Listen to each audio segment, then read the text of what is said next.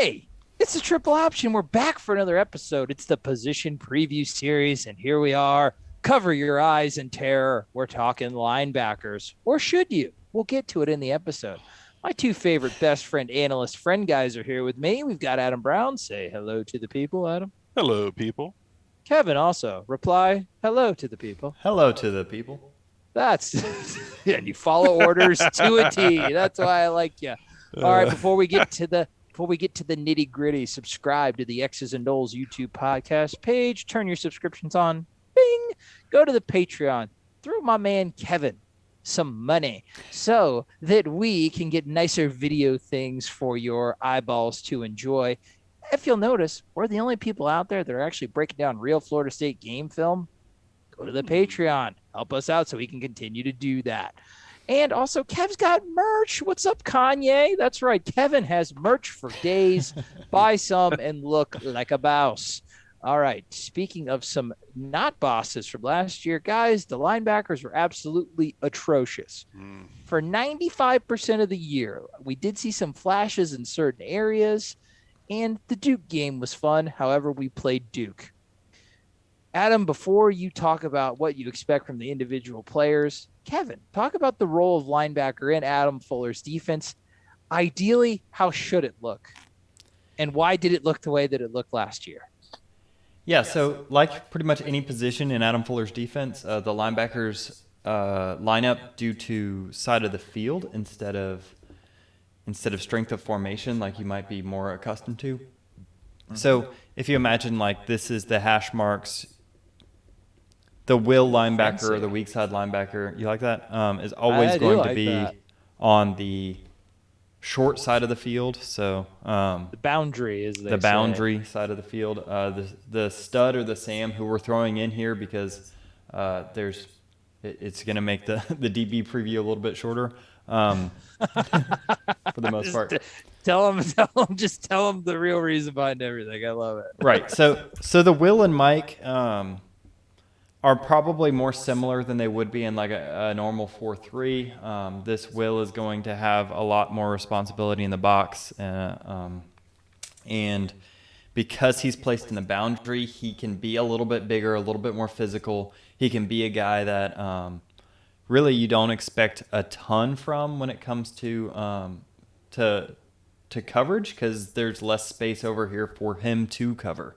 Right. Your Mike is, again, it's modern football. All of these linebackers are going to be faster than the neck rolled monsters you saw in the 90s. The Romanowskis. No neck rolled face spitters here on this team. Yeah, so even the Mike is going to be quicker despite the fact that he is the middle linebacker. There's going to be a lot of responsibility for him to kind of fill these gaps.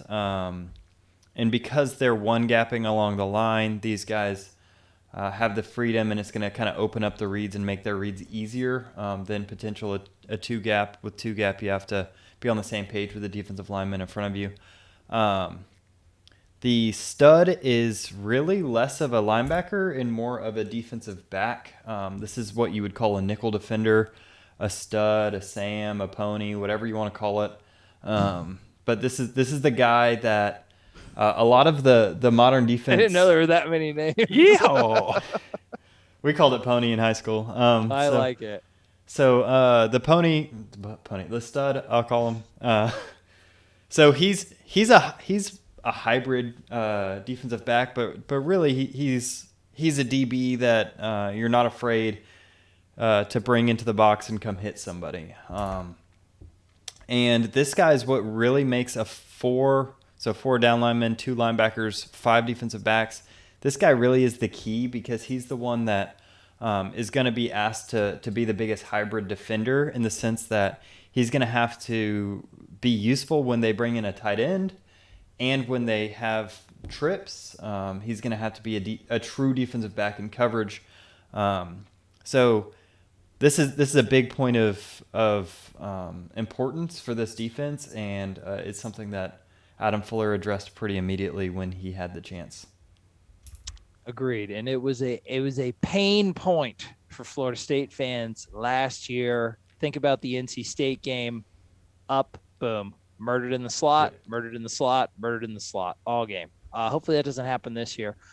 And Adam, if it's not going to happen this year, let's talk about why. Let's talk about the Mike linebackers. There we go. And people are cowering in fear again.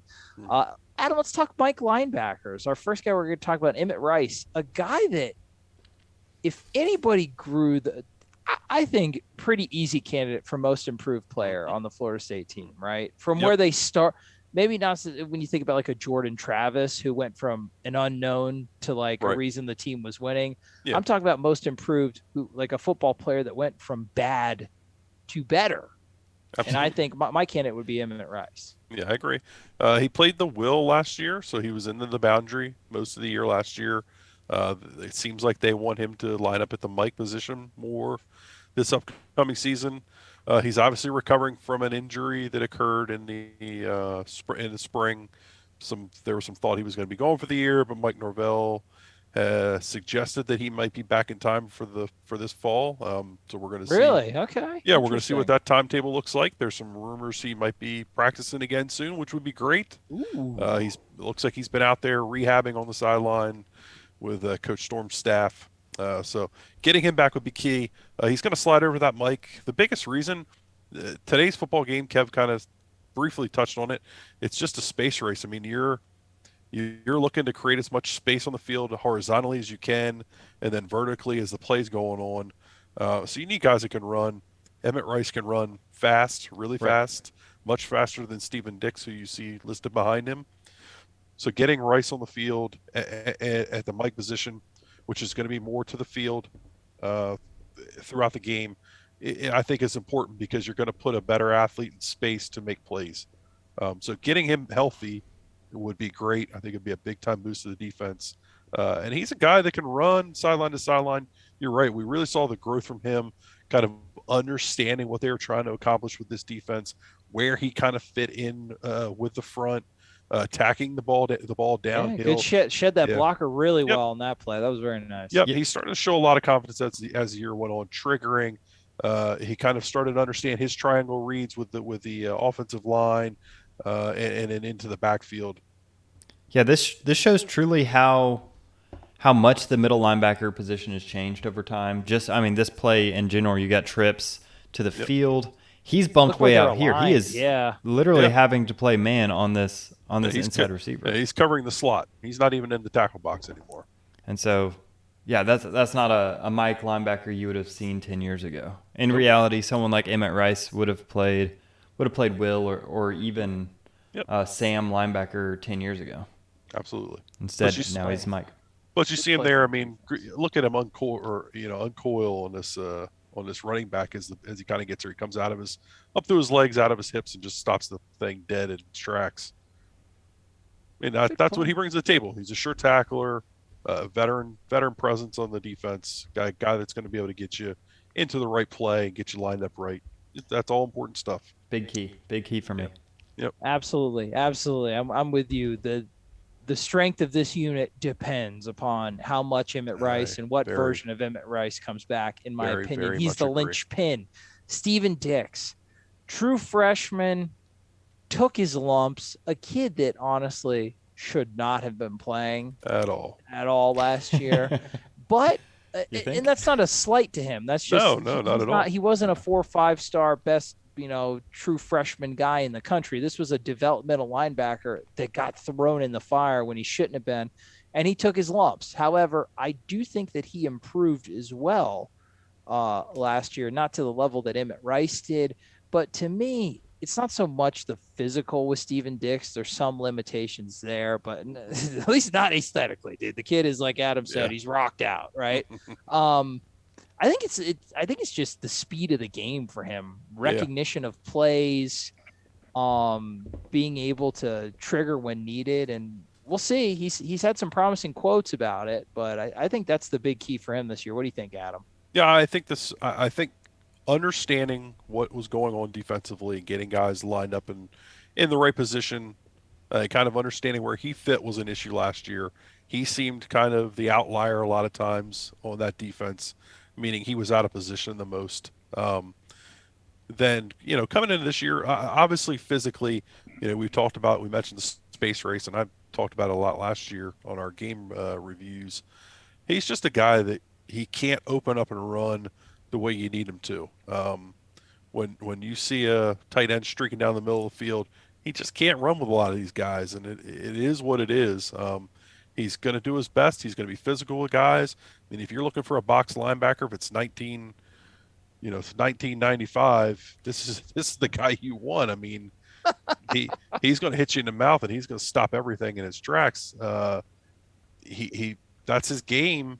It just doesn't fit as much anymore. To be fair, that can be mitigated through recognition. To me, this reminds me of the conversation you guys had on the Omar Graham commitment, the linebacker in the 2022 class. Not the most impressive physically, but gets by through play recognition, aggressiveness.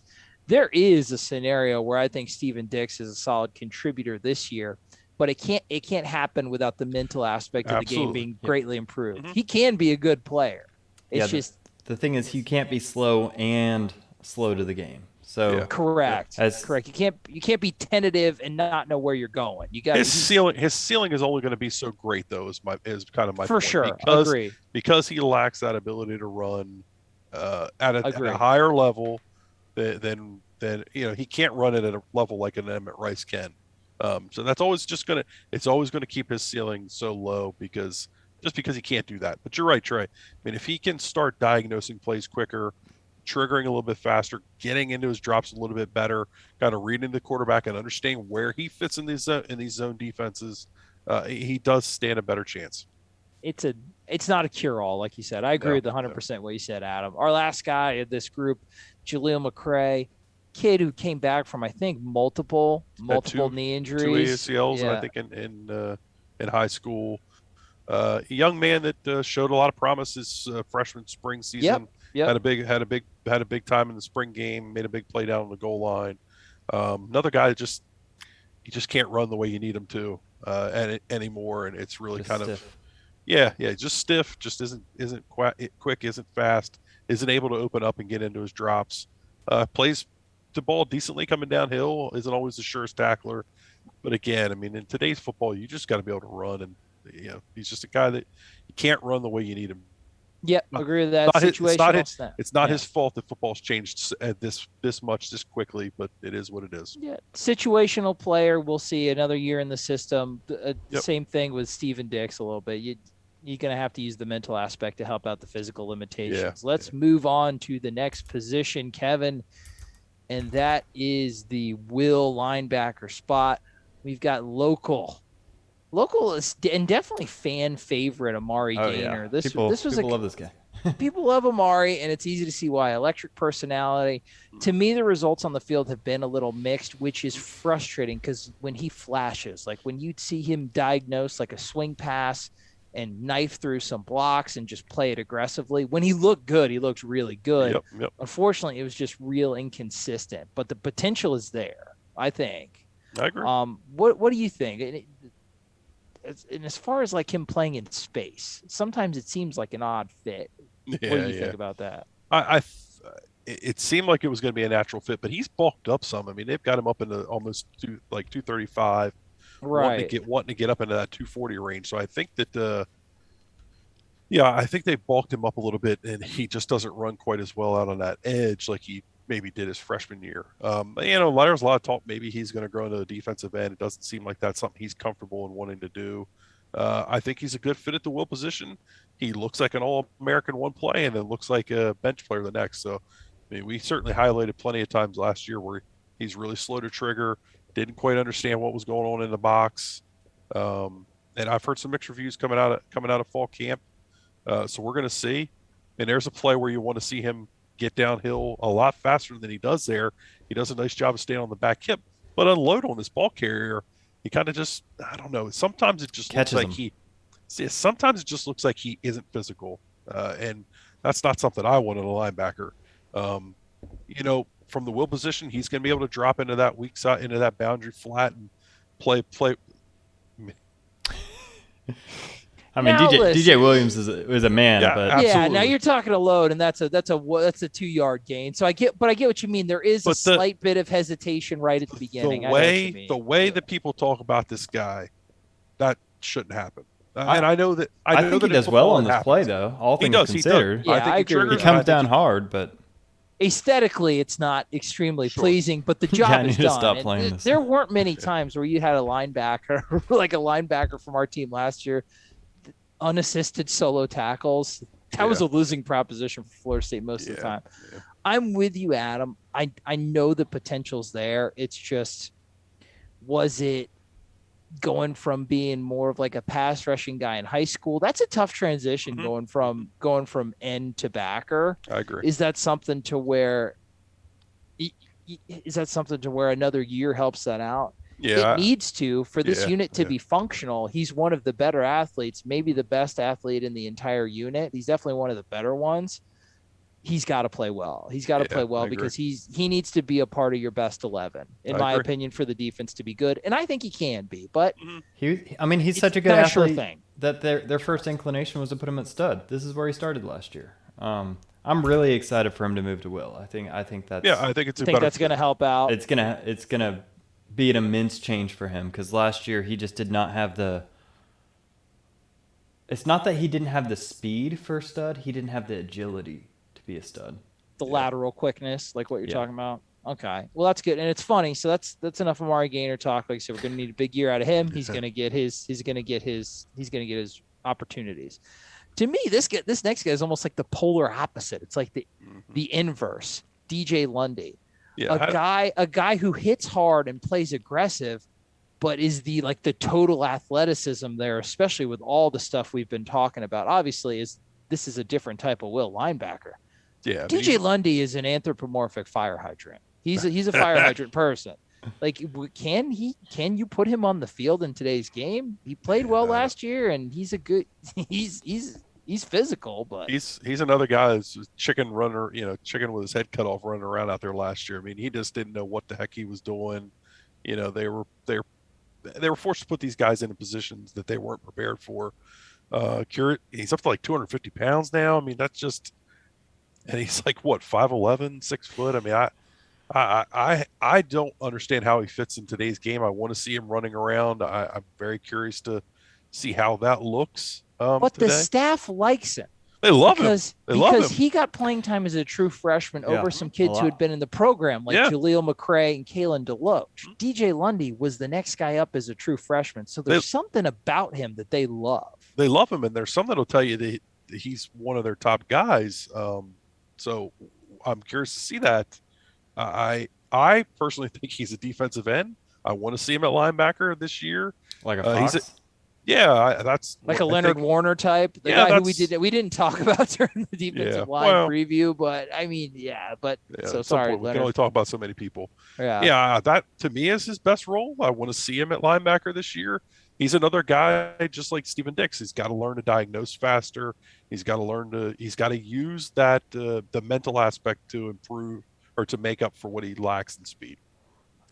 Agree with that. Last guy on the list, kind of Caitlyn Deloach, a kid who was a big prove-it year, really highly heralded recruit, big battle with Michigan. Jim Harbaugh went to his dad's work and had to have a slumber party with him and brought him a box lunch. It was really weird, as is Jim Harbaugh. But this was a highly coveted kid out of high school that hasn't done anything yet. However, practice reports are positive on him, and he is an athlete. If you could get this kid up to speed, big help for your defense. He's a guy. I mean, he started game one last year. They chose him over Gainer last year at that stud role. Let's not forget that. And then he kind of fell off as the season went on. I think he's a young man that lost a lot of confidence last year and needed to get that back. I'm hoping a good offseason has helped him. You're right, Trey. I mean, they've been mentioning him quite a bit. Kind of Norvell just on his own, not being asked questions unprompted, about him. Has been mentioning him. Looked like in some of the scrimmage shots from yesterday, he may have even been running with the first team defense. That's interesting. I think he's your most complete linebacker up there with Emmett Rice and Amari Gainer, as far as physical stature, the speed and ability to run.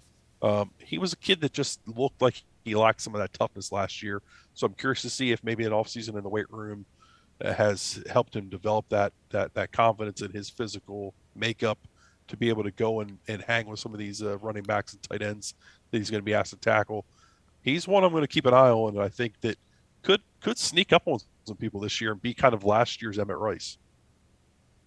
I like that. Let's go over to the stud. Well, wise words. I have nothing to add because I'm an idiot. So let's move over to the stud. This one, number one with a bullet, Jamie Robinson. Like we said, this is kind of the hybrid. This is your nickel defender. This is your larger defensive back that's going to be helping in the run game, but also covering those guys in the slot and tight ends and things last year. Adam Fuller, extreme weakness in this position last year. One of the just a gigantic hole in the Swiss cheese of a defense. We go out and we rectify that through the transfer portal with South Carolina transfer Jamie Robinson, and I love him. I love this tape. Solid veteran. He's going to have a great year. He needs to have a great year for the defense to be good. Yeah. He's going to have the opportunity to have a great year. Adam. Yeah, I mean, he's a kid that tackles really well, really physical, can set solid, an edge, very solid player. Very, very, very solid. And he's still young. I mean, you've got some time with him still. You can lock him up, man, on a slot receiver. He's maybe going to play a little safety this year. I mean, when he comes and meets you, it's game over. He disappears for a second, but this is him. I mean, you see him we're covering guys that are quicker than him, some guys that are bigger than him. He just really is a solid football player. He's what you're looking for in that role. And you can tell the fundamentals are there because there are some physical, like athletic limitations, because there has been some highlights of him getting caught over, but he's always in the right position. Yeah, look at him here, setting an edge. Yeah, dude, he just knows exactly what he's doing. Is he going to win every 50-50 battle? No. But he's always going to be in position to make a play, and that is going to make such a drastic difference on this team. I'm so excited for him. It could be argued maybe not the best player they got in the transfer portal, but maybe the most important transfer player. I agree. Transfer portal player outside of maybe a Mackenzie Milton, if Milton has can keep it together. But man, Agreed.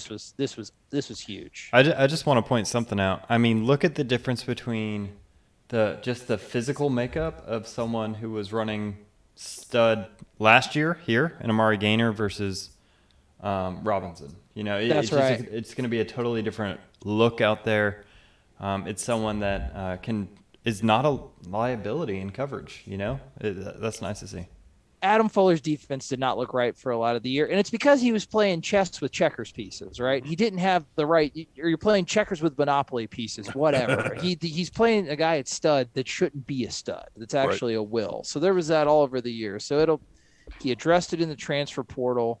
We'll see. The defense needs to have a good year for obvious reasons for Adam Fuller, but he's got a lot of the pieces now where it can. And another piece that's really been making some eyes open at practice, Kevin Knowles, largely kind of like middle of the road 3-star recruit in high school from South Florida, but I think the recruiting service is messed up, dude. This is a solid. Yep. This is like a dog. This is like the stud version of Jarvis Brownlee, who we'll talk about in our next video, right? Like just aggressive, and it's just like why did the analysts think this kid was that lowly rated of a player?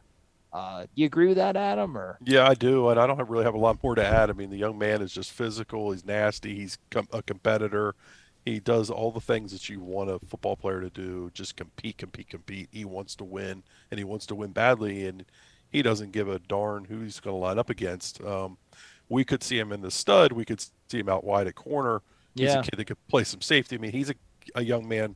I think that they see a lot of roles for as his time at Florida State continues. He's made a big-time impact since he's gotten on campus. We'll see if he's the next in line to the stud.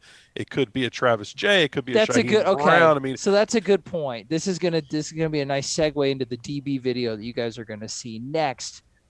This is just like a template when it comes to the defensive backfield, and the stud plays into that, dude.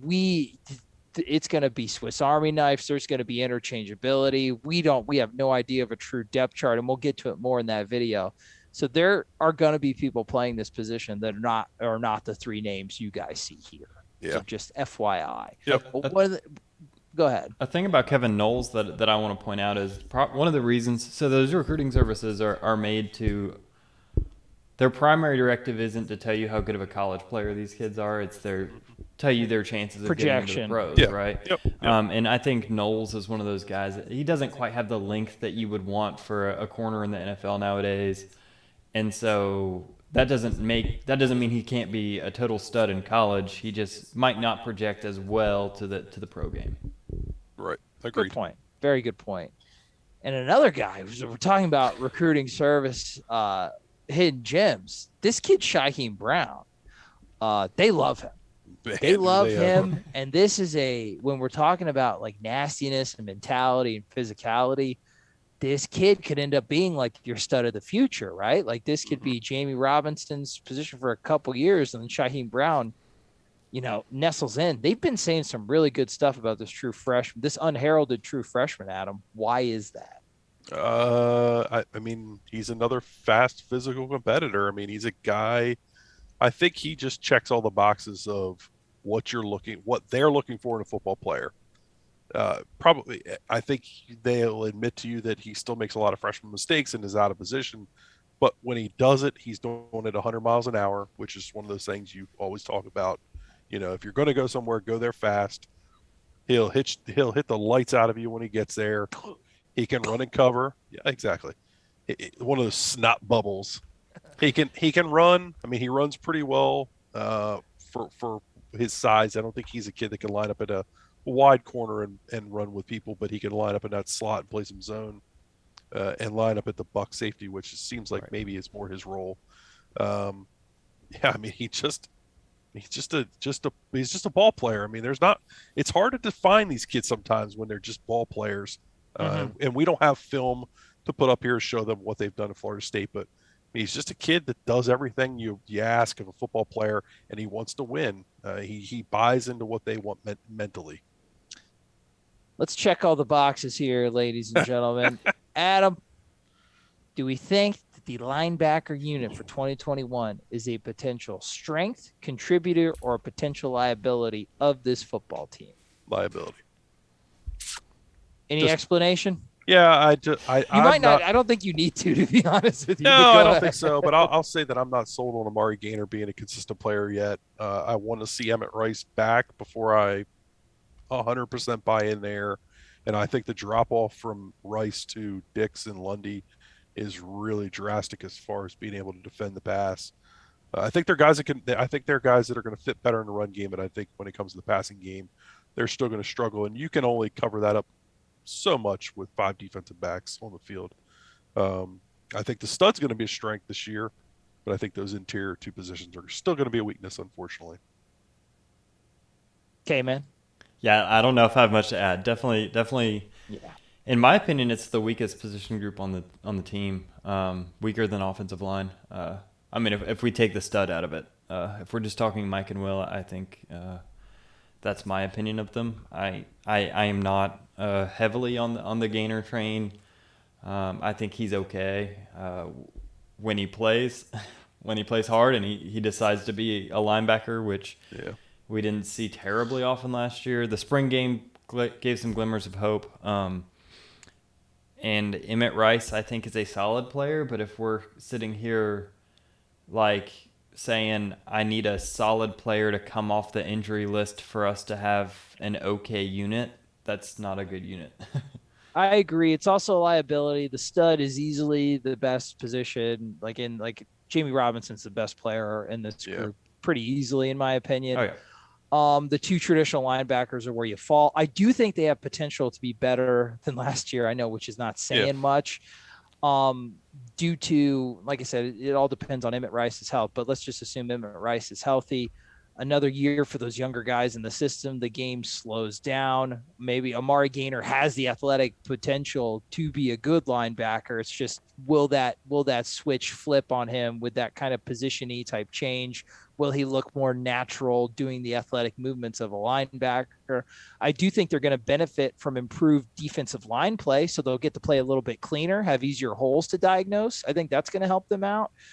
Maybe get picked apart less in pass coverage because you're going to have playing against quarterbacks that are actually under duress.